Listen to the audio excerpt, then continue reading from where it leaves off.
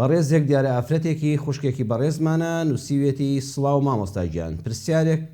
پرسیارێک کە پیاو بەدزیەوە ژنی دووەمی هێنا و ژنی یەکەمی لاناو هیچ خۆشی نەوێ و لە ڕووی مادی و معنەوی یارمەتی نەکاو بڕوات بۆ لای ژنی دووەمی منداڵەکانی بەخێو بکات کە منداڵەکان هی خۆشی نین ئایا ژنی یەکەم تاوانبار دەبێت؟ زۆر سوپاس. پرسیاریم خوشکە بەڕێزەمان ئەوەیە پیاوێکە بەدزیەوە ژنی دووەمی هێناوە واتە ژنی یەکەمی یەکەم جار ئاگای لێ نەبووە پرسی پێ نەکراوە ڕەئی وەرنەگیراوە کەسەکە بەدزیەوە ژنی دووەمی مارە بڕیوە و دیاتر لە دواترە ئاشکرا بووە کە ئەم ئافرەتەی دووەم کەسێکی بێهاوژینە و منداڵی هەیە لە مێردەکەی یەکەمی منداڵەکانی خۆی بەخێو دەکا. ئەم ژنە بەڕێزە ئەم خوشکەمان باسی ئەوە دەکات مێردەکەی بەلایەوە ناوە پشتی تێکردووە هاوکاری مادی ناکە مەسرەفی ماڵیان ناکە لە ڕووی معنەوی و چوونە لاو جێگا و ئەوانەوە ئیهمالی کردووە و هەموو پارە و داهاتێکی ماڵەکە بۆ منداڵانێک سەرف دەکا کە هی خۆی نین واتە لە ژنی دووەمی کە ژنی دووەمیشی بێهاوژینێک بووە لە هاوسەرەکەی جیابۆتەوە منداڵی تری هەیە. ئایا ژنی یەکەم تاوانبار دەبێ؟ پرسیارەکەی ئەوە نییە. ئایا ژنی یەکەم بە دڵنیایی و ڕەمێ مەبەستی ئەوە بێ ناڕازیە لەم کارە یان ئەویش لە مێردەکەی تووڕەیە ئایا بەمە تاوانبار دەبێ یان نا ئەمەی نەنووسیوە. بە دڵنیاییەوە پێویستە لەسەر ئەم تەوەرەیە قسە بکەین کە ئەمە لەواچێ لە کوردستاندا لەم کاتانی ئەم سەردەمەدا ڕووداوی ئاوا زۆر دەبینین. بەڕێزان هەندێک زاراوە هەیە پێویستی بەڕاستکردنەوە هەیە. ئێمە زۆرجار خۆشمان لەوە چێوەکو وتاربێش کەوتبینە هەڵەی ئەوە وشەی فرەژنی بەکاربێنین. فرەژنی لە ئیسلامدا نییە. فرەژنی بۆ غەیری موسڵمانانە کە پیاوێک یان ژنێک خوا نەخواستە دوور لە ڕووی جەنابتان عەلاقەی ناشەرعی بە چەندەها ئافرەتەوە هەیە. وە گرفتێکیشی نییە دوور لە شەریعەت و دوور لە یاسا ئازادی بەربەڕەڵایی خۆیان هەیە و دنیا و قیامەتی خۆیان سەرگەردان کردووە. یەکەم کەسێک کە ئەوەندەی کە من بزانم ئەگە هەڵە نەبم و ئەزانم لە ئەو کەسەی کە وشەی فرەژنی وەکو زاراوە ڕاست کردەوە نووسەر و بیرمەندی ئیسلامی کورد جەنابی مامۆستا عەلی باپیر لە کتێبەکان و لە تەفسیرەکەی خۆشیدا تەفسیری قورئانی بەرز و بەپێس و ئەزانم ئەگە هەڵە نەبم من وا تێگەیشتم کە یەکەم کەس وشەی چەند ژنی بەکارهێنا و ئاماژەی بەوە کرد و ڕاستی فەرموو کە فرەژنی وشەیەکی هەڵەیە و لەگەڵ ئاەتی چەند ژنیدا ناگونجێ. بەڵام دیسانەوە ئەگەر وشەیەک هەبێ بەندەش ئەو ڕەئیم هەیە کە وشەی چەند ژنیش چونکە چەند ئەگە فرە بە مەعنا زۆر بێ زۆر لە ڕادە بەدەر ئەوە لە ئیسلامدانیە چەندیش دەتوانی بڵێ 4 و 5 و 6 بگرێتەوە تا 9 بگرێتەوە ئەمە وڵات چەند شتێک یعنی معنەوەنی هەر لە 4 بێ. بەڵام ئەگە وشەیەک هەبێ ڕەن ببووترێت 4 ژنی چونکە ئیسلام ڕێک 4ەکەی دیاری کردووە. بە هەر حاڵ خەڵکانێک لە ئاەتی قورئانەوە کە ئاەتی 3 سوڕەتی ئەنیساء پەروەردگار باسی ئەومان بۆ دەکا فانكحوا ما طاب لكم من النساء مثنى وثلاث ورباع فإن خفتم ألا تعدلوا فواحدة. دوای ئەوەی ئاەتەکەی یەکەم جار وەکو چارەسەری بابەتێکی کۆمەڵایەتی لە سەردەمی خۆیدا باسی ئەوەی کرد کەسێک هەبووە لە سەردەمی ئیسلامدا سەرەتای ئیسلامدا سەرپەرشتی ئافرەتێکی کچێکی کردووە کە یەتیم بووە هەتیو بووە بێباوک بووە سەرپەرشتی ئەو ئافرەتەی کردووە ئافرەتەکەش پێی شیاوە بۆ نمونە ئامۆزایەک کاتێک کە ئامۆزاکەی مردووە کچێکی لە پاش بەجێماوە ئەم کچە لە باوکەوە میراتی زۆری بۆ بەجێماوە باخە خورمای هەبووە لە مەدینە و لە مەکە و ئەوانە لە عەرەبستاندا باخە خورمای هەبووە یان هەبووە سەرۆت و سامانێکی زۆری هەبووە بازاڕ و دوکانی هەبووە ئەم کابرایە بۆ ئەوەی کە ئەم ئامۆزایەی خۆی ئەم پورزایی خۆی کە بە یەتیمی و بە هەتیوی لای ئەو بەخێو کراوە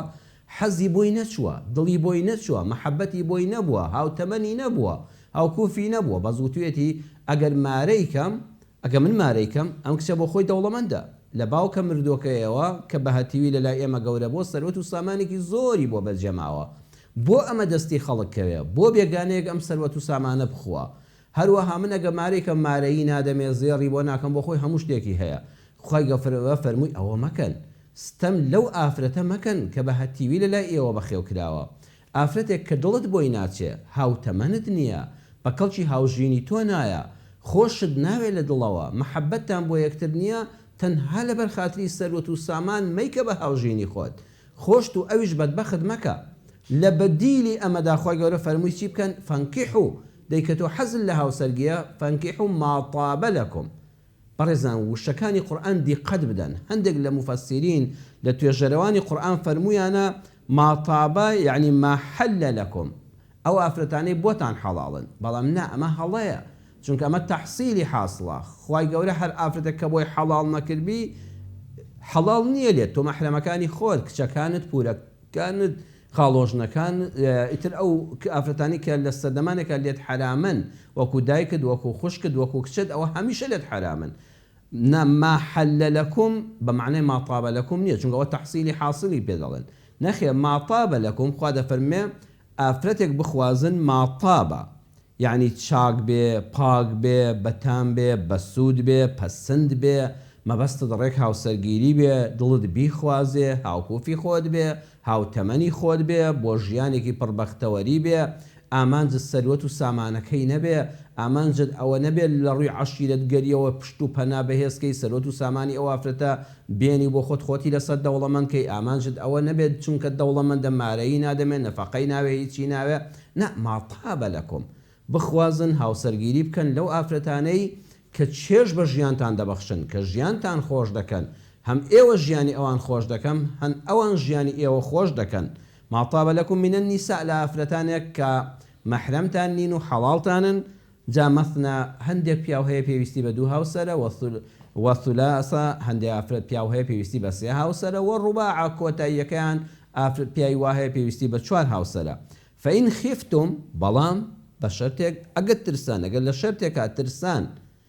مەترسیتان هەبوو ئەللا تەعدیلوا، کاتێک کە بوونە خاوەنی یەک هاوسەر زیاتر،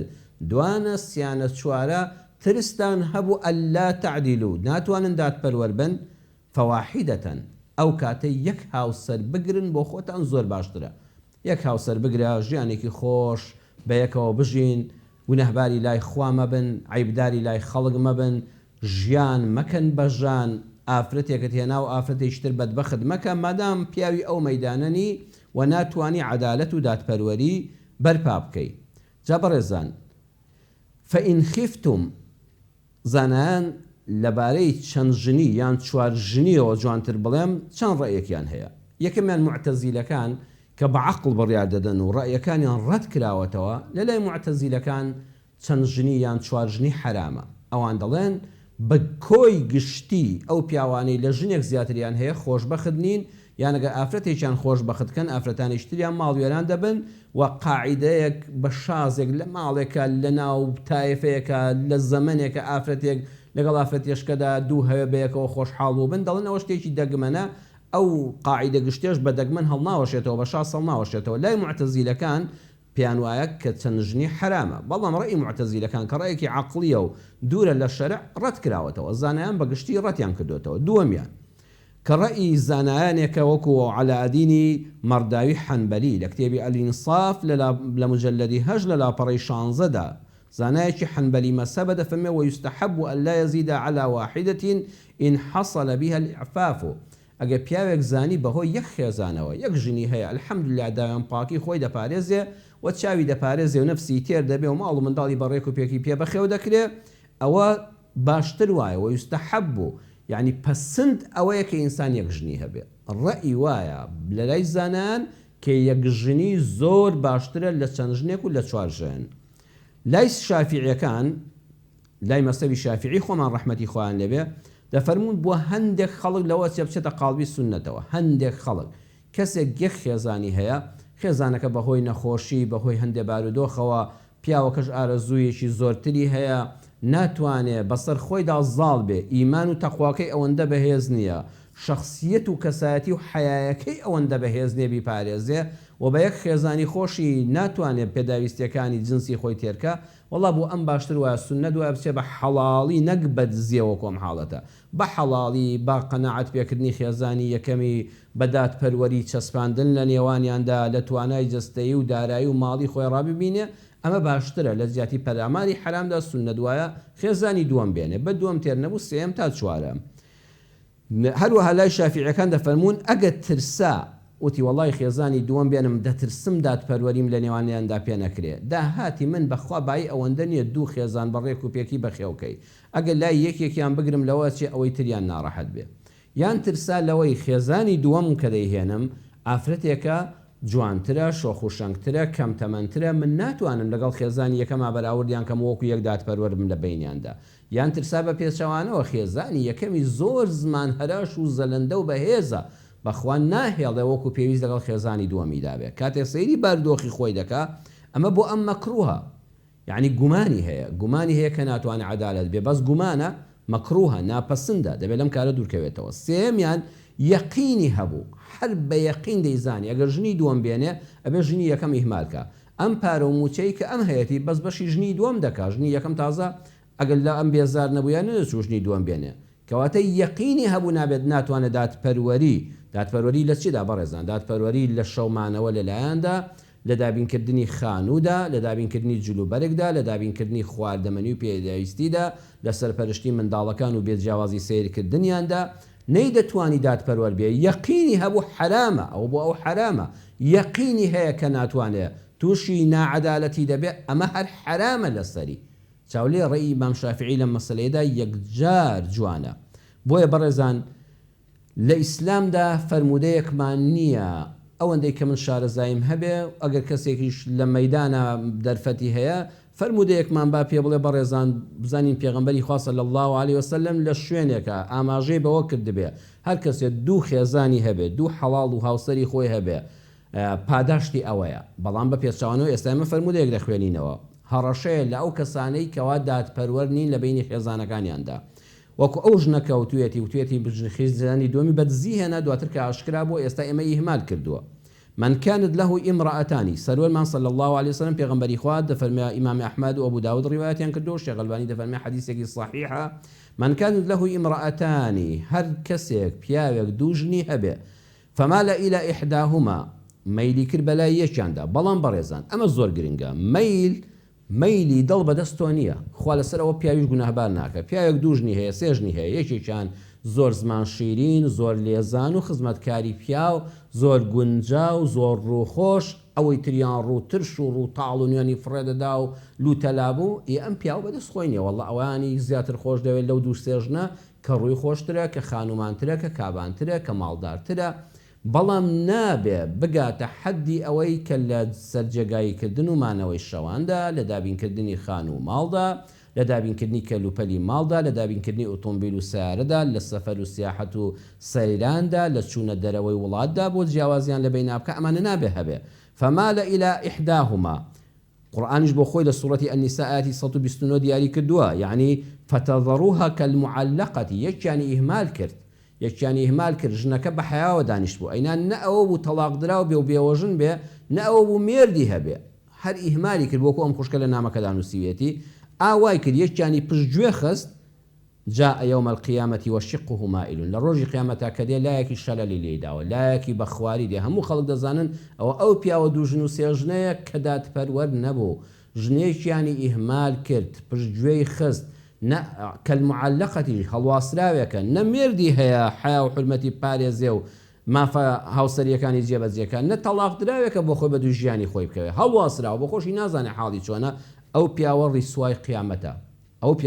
قيامتا